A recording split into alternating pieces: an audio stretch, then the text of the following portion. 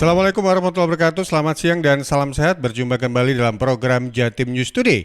Siaran khusus update COVID-19, edisi hari ini hari Senin tanggal 23 November 2020 bersama saya Panji Harto sebagai host. Rangkuman kabar update penanganan COVID-19 untuk regional Jawa Timur segera sahabat simak dalam update COVID-19. Sudah ada 6 reporter yang siap untuk memberikan informasinya. Pertama kali kita ke Suara Sidoarjo, ada Karina Putri. Pengadilan Negeri Kabupaten Sidoarjo tutup sementara karena keluarga pegawai terpapar COVID-19. Karin? Ya baik Panji dan juga seluruh pendengar yang ada di Jawa Timur. Keluarga salah seorang pegawai honorer di Pengadilan Negeri Kabupaten Sidoarjo diketahui meninggal dunia dikarenakan COVID-19. Akibatnya kantor Pengadilan Negeri Kabupaten Sidoarjo ditutup selama 3 hari. Penutupan akan dilakukan mulai hari ini dari Senin 23 November 2020 hingga Rabu 25 November 2020. Dan semua kegiatan sidang akan mulai aktif kembali saat masa penutupan berakhir. Ahmad Tetansili, Humas Pengadilan Negeri Kabupaten Sidoarjo mengatakan ada keluarga dari salah seorang pegawai honorer yang meninggal karena positif COVID-19 3 hari yang lalu. Untuk mengantisipasi penyebaran COVID-19 di Pengadilan Negeri Sidoarjo, maka semua kegiatan sidang akan ditunda dan Pengadilan Negeri sendiri akan ditutup dalam sementara waktu. Walaupun begitu, pihak dari Pengadilan Negeri Kabupaten Sidoarjo tetap menempatkan 2 pegawai apabila ada masyarakat yang sangat urgen membutuhkan administrasi pelayanan dari pihak Pengadilan Negeri. Selama penutupan Pengadilan Negeri yang dilakukan dalam waktu 3 hari itu akan digunakan untuk penyemprotan disinfektan ke seluruh area di Pengadilan Negeri Kabupaten Sidoarjo. Pihak Pengadilan Negeri Kabupaten Sidoarjo juga menekankan kepada pegawai maupun masyarakat yang ada kegiatan di Pengadilan Negeri sendiri, jika nantinya Pengadilan Negeri sudah dibuka lagi untuk selalu menerapkan protokol kesehatan. Demikian saya Karina Putri, Suara Sidoarjo, melaporkan untuk Jatim News Today. Kembali ke studio. Itu tadi laporan dari Karina Putri. Pengadilan Negeri Kabupaten Sidoarjo tutup sementara karena keluarga pegawai terpapar COVID-19. Bergeser ke Kabupaten Blitar, ada Risma Erina, LPP Persada FM. Pandemi COVID-19, pengunjung perpustakaan Kabupaten Blitar dibatasi. Risma? Ya, baik. Pandemi COVID-19 masih berlangsung dan jumlah pengunjung di perpustakaan di Kabupaten Blitar yang berlokasi di Jatilengger, Kecamatan Pogo ini dibatasi. Hal ini sudah sesuai dengan standar operasional prosedur protokoler kesehatan pencegahan virus corona.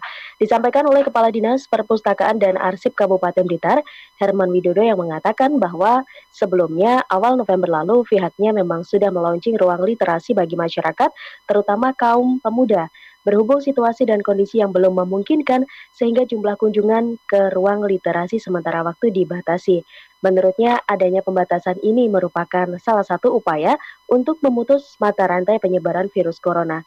Untuk itulah bagi siapapun yang berkunjung ke ruang literasi harus wajib mematuhi anjuran protokol kesehatan seperti memakai masker dan menjaga jarak juga cuci tangan. Herman menambahkan walaupun jam operasional ruang literasi di Jatilengger terbatas, namun ia memastikan sama sekali tidak mengurangi kualitas pelayanan. Karena itu masyarakat juga bisa mengakses layanan baca melalui platform digital di aplikasi iBlitar. Demikian saya Risma Erina, LPPL Radio Persada FM Kabupaten Blitar melaporkan untuk Jatim News Today. Menuju ke Kota Madiun, ada Amanda dari LPBL Suara Madiun. Kasus sembuh COVID-19 meningkat, terapkan protokol kesehatan dengan giat. Amanda.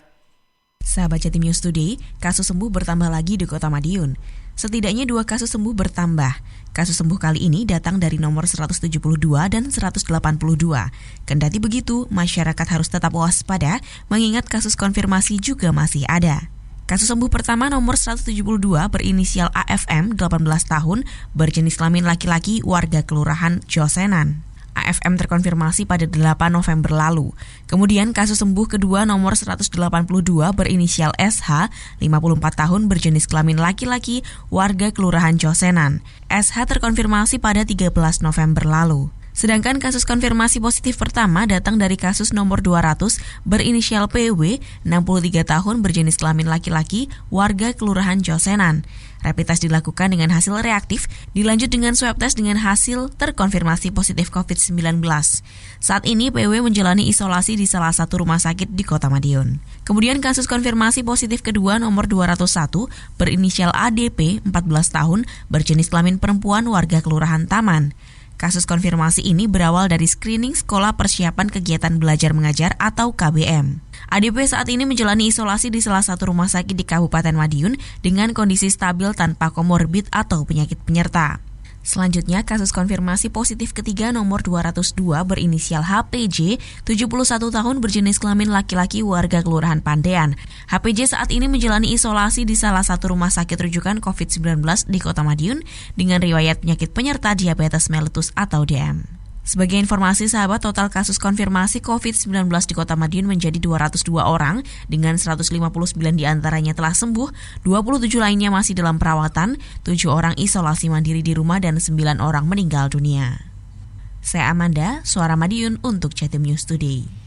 Bergeser via Zoom, ada Kholik Maulidi dari LPPL Realita FM Pamekasan yang akan mengabarkan 3 orang dikonfirmasi positif COVID-19 di Kabupaten Pamekasan. Sebanyak 23 orang sedang diisolasi. Kholik.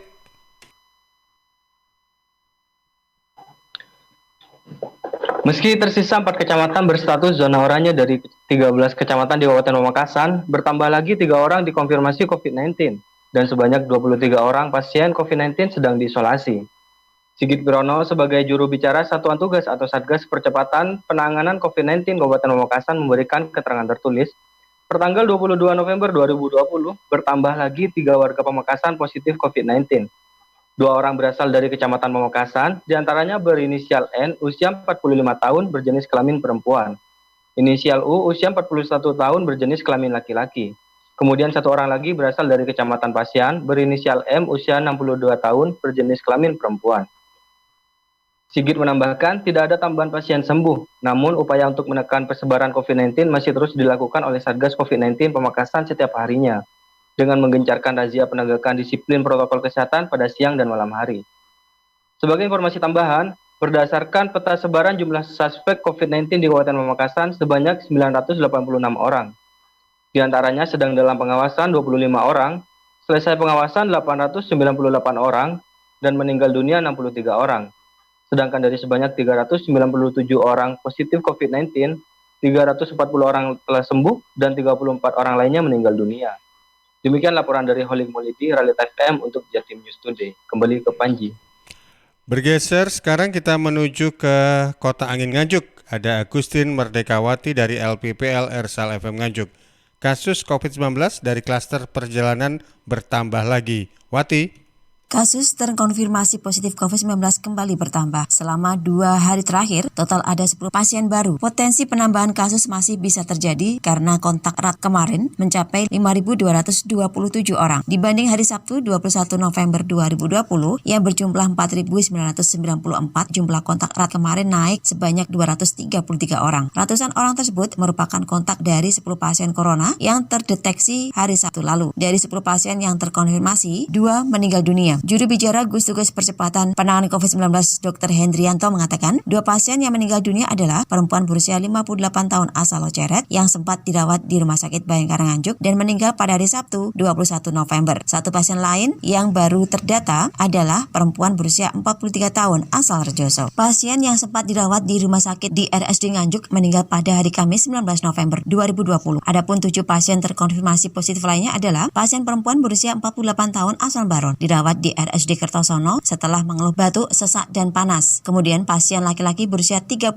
tahun asal Kertosono di RSUD Kertosono. Selanjutnya, pasien perempuan berusia 67 tahun asal Bagor dirawat di RSUD Nganjuk. Ada juga pasien dari klaster perjalanan, yakni lelaki berusia 31 tahun asal Kertosono, punya riwayat perjalanan dari Mojokerto. Kemudian lelaki berusia 29 tahun asal Ngeronggot dirawat di RSUD Gamburan Kota Kediri, punya riwayat perjalanan dari Surabaya. Satu lagi perempuan asal Nganjuk jalani isoman, terpapar setelah pulang dari Pasuruan. Keluhan pasien panas, batuk, dan pilek. Selain 3 pasien yang memiliki riwayat perjalanan dari luar daerah, 2 pasien terakhir adalah perempuan berusia 46 tahun asal Kertosono, dirawat di RSUD Kertosono, mengeluh batuk, pilek, dan nyeri telan, serta lelaki usia 31 tahun asal Ngeronggot menjalani isoman. 2 pasien punya riwayat kontak dengan pasien COVID-19 terdahulu. Sementara itu, selain penambahan terkonfirmasi positif selama 2 hari terakhir, jumlah pasien yang sembuh bertambah 9 orang. Mereka berasal dari Prambon, Pace, Rejoso, Sawahan, Nganjuk, Brebek, Loceret, dan Tanjung Anom. Dari Agustin Merdekawati, Suara Anjuk Ladang Nganjuk. Anda masih bersama di program Jatim News Today, siaran khusus update COVID-19 yang bisa Anda dengarkan di LPPL Suara Sidoarjo, LPPL Raita FM Pamekasan, LPPL Persada FM Kabupaten Blitar, LPPL Suara Madiun Kota Madiun, LPPL Ersaul FM Kabupaten Nganjuk, dan LPPL Suara Gresik Kabupaten Gresik. Terakhir, ada Kevin Chandra dari LPPL Suara Gresik. Hari libur, aparat gabungan Gresik tetap gelar operasi justisi. Kevin. Minggu 22 November tahun 2020, aparat gabungan TNI Polri dan Satpol PP Gresik tetap menggelar operasi justisi di seputaran Bundaran Gresik Kota Baru yang biasa menjadi lokasi berkumpulnya masyarakat Gresik pada hari libur. Sasaran giat operasi patuh protokol kesehatan kali ini adalah masyarakat yang melintasi Bundaran GKB, Desa Landuagung, Kecamatan Kebomas Gresik. Selain menghimbau, aparat juga melakukan penindakan kepada masyarakat yang tidak mematuhi protokol kesehatan. Pelaksanaan operasi justisi yang dipimpin oleh Ibtu Pol Bagri Perwira dari Polres Gresik melibatkan anggota TNI tetap mengedepankan pendekatan secara humanis. Bagi masyarakat yang melanggar protokol kesehatan yang telah ditetapkan oleh pemerintah, tindakan secara administrasi dilakukan oleh Satpol PP. Sahabat, untuk update COVID-19 Kabupaten Gresik, kesembuhan semakin meningkat. Update terakhir, 10 orang sembuh dari COVID-19, total menjadi 3.453 orang. Untuk kasus suspek sendiri ada 15 kasus, kemudian probable sebanyak 6 kasus dengan meninggal sebanyak 158 orang. Untuk penambahan kasus COVID-19 Kabupaten Gresik ada 7 orang, total menjadi 3.757 kasus dengan detail 62 di isolasi mandiri dan dirawat di rumah sakit dan meninggal sebanyak 242 orang. Saya, Kevin Chandra, Suara Gresik melaporkan untuk Jatim News. Tambahan di menit-menit terakhir ada reporter Kirana Nisa dari LPPL Mahardika FM Kota Blitar. Kedisiplinan prokes, protokol kesehatan menurun, Satgas COVID-19 Kota Blitar minta Thomas, tokoh masyarakat, edukasi warga. Mita. Turunnya kedisiplinan masyarakat dalam menerapkan protokol kesehatan prokes COVID-19 ini terlihat dari masih banyaknya yang tidak memakai masker saat beraktivitas di luar rumah, misalnya kafe dan sebagainya. Demikian disampaikan Hadi Maskun, PLT Kepala Satpol PP Kota Blitar saat dikonfirmasi Minggu 22 November 2020. Hadi menegaskan, hingga saat ini tim gabungan masih gencar melaksanakan operasi justisi untuk meningkatkan kesadaran masyarakat dalam menerapkan prokes. Menurut Hadi, banyak masyarakat yang masih abai meski sebenarnya sudah paham cara memutus mata rantai COVID-19 melalui prokes. Hadi menegaskan jika masyarakat tidak disiplin, maka upaya Satgas COVID-19 akan sia-sia. Oleh karena itu, pihaknya meminta kerjasama dinas terkait dan tokoh masyarakat untuk ikut mengedukasi warga. Misalnya Dinas Pariwisata dan Kebudayaan Kota Blitar bisa membantu sosialisasi di tempat wisata, lalu Dinas Perdagangan dan Perindustrian untuk wilayah pasar, dan lain-lain. Yang terpenting adalah tokoh masyarakat sebagai seseorang yang memiliki posisi di lingkungannya untuk bisa ikut andil mensosialisasikan prokes COVID-19.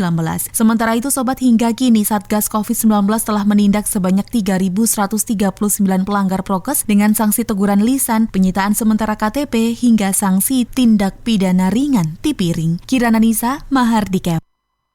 Itu tadi laporan terakhir dari Kirana Nisa, LPPL Mahardika Kota Blitar. Baik, demikian sahabat pendengar pemirsa, Anda sudah menikmati program Jatim News Today, siaran khusus update COVID-19. Akhirnya kerabat yang bertugas, saya Panji Harto selaku host, dan di ruang operator saya dibantu juga oleh Idam Sarnubi mengucapkan selamat siang, sampai jumpa dan salam sehat. Permisi, bye-bye. Perkembangan penanganan COVID-19 untuk wilayah regional Jawa Timur sudah sahabat simak dalam update COVID-19. Update COVID-19 bisa sahabat simak Senin sampai Sabtu jam 11 siang. Persembahan dari Asosiasi Lembaga Penyiaran Publik Lokal Jawa Timur.